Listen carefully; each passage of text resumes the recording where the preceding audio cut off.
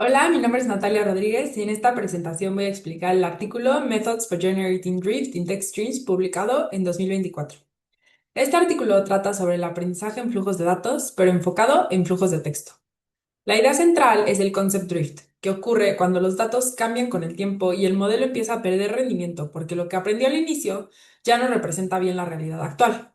Lo interesante es que el artículo no solo estudia el problema, sino que propone métodos para generar drift artificialmente en textos, creando escenarios controlados para evaluar modelos incrementales. El artículo parte de un contexto muy actual.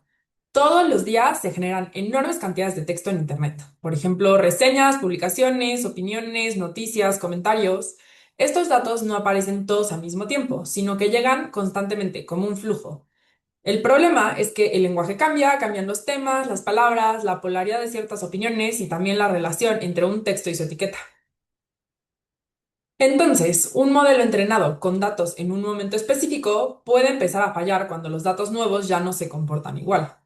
Por eso, los autores plantean la necesidad de tener benchmarks con drift conocidos, es decir, datasets donde sepamos exactamente cuándo ocurre el cambio, para así poder evaluar modelos y detectores de forma más clara.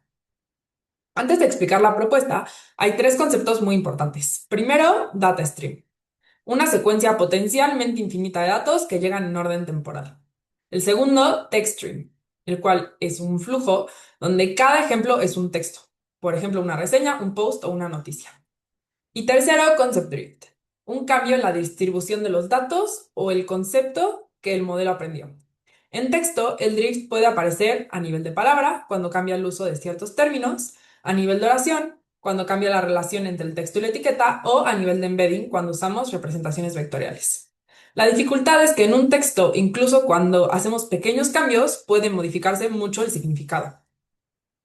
La motivación principal del artículo es que hay pocos datos textuales con drift etiquetado. Aunque sabemos que el drift existe, en datos reales muchas veces no sabemos exactamente cuándo ocurre. Eso dificulta evaluar modelos incrementales, porque si un clasificador baja su rendimiento, no siempre sabemos si fue por drift, por ruido, por desbalance de clases o cualquier otro factor. Por eso, el aporte principal del artículo es proponer cuatro métodos para generar drift en texto. Además, los autores crean escenarios de prueba usando Yelp y un dataset de Airbnb y comparan clasificadores incrementales como Gaussian Naive Bayes, incrementales BM y Adaptive Random Forest. Para mí lo importante es que convierten un problema difícil de observar en algo medible y controlado. Aquí se muestran tres métodos basados en clases o en el tiempo.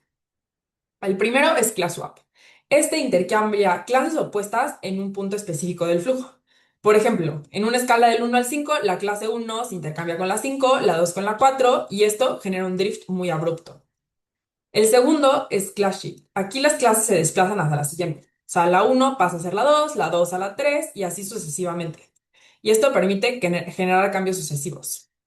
El tercero es Time Slice Removal. Este elimina ciertos años o periodos del flujo para ver si los cambios naturales del lenguaje entre momentos distintos afectan al modelo.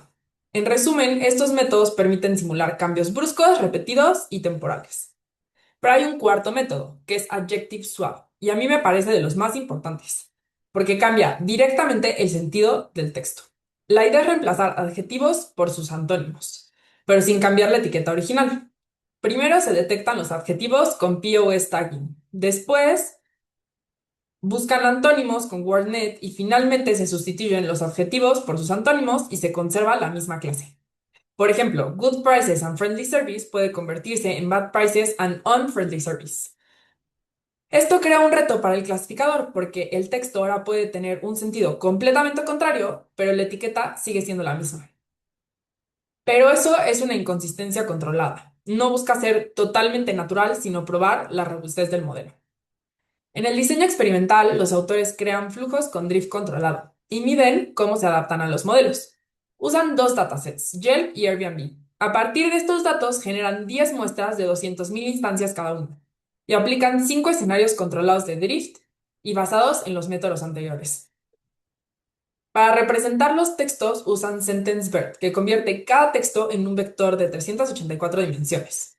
Después evalúan naive Bayes, incrementales BM, Adaptive Random Forest y Adaptive Random Forest con detección de drift. Las métricas principales utilizadas fueron accuracy, macro F1, tiempo de ejecución y macro F1 por ventanas temporales. Macro F1 es especialmente importante porque los datasets están desbalanceados, entonces no basta con solo revisar accuracy. Aquí se resumen los datos que se utilizaron. En Airbnb, después del filtrado, quedaron 879.938 reseñas, las cuales están en inglés y además se usó un análisis de sentimiento para construir la tarea de clasificación. En Yelp, el estudio utiliza 5.26 millones de reseñas con calificaciones por estrellas. Cada texto, como ya lo dije, se representa con SentenceVert en 384 dimensiones y cada subset experimental tiene 200.000 instancias. Los modelos evaluados tienen enfoques diferentes. Por ejemplo, Gaussian Naive Bayes es rápido, pero sensible a cambios en la distribución. Incremental SVM aprende márgenes usando SGD y resultó ser muy fuerte. Adaptive Random Forest usa árboles Hoeffding y puede incluir detección de drift mediante Adwin. Así es como el experimento compara modelos diferentes para ver cuál responde mejor ante los cambios. En esta gráfica se observa cómo cambia la macro F1 de los modelos a lo largo del tiempo. Las líneas punteadas indican cuándo se introducen los drifts. Después de varios de estos puntos, el rendimiento cae. Eso muestra que los métodos sí generan escenarios difíciles, pero no todos los métodos reaccionan igual. Incrementales bien mantiene curvas más estables y se recupera más rápido.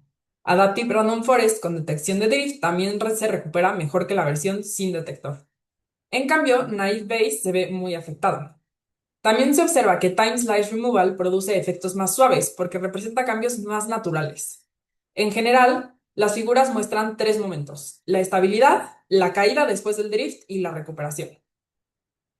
En la comparación global, el hallazgo más claro es que Incremental SVM fue el mejor modelo.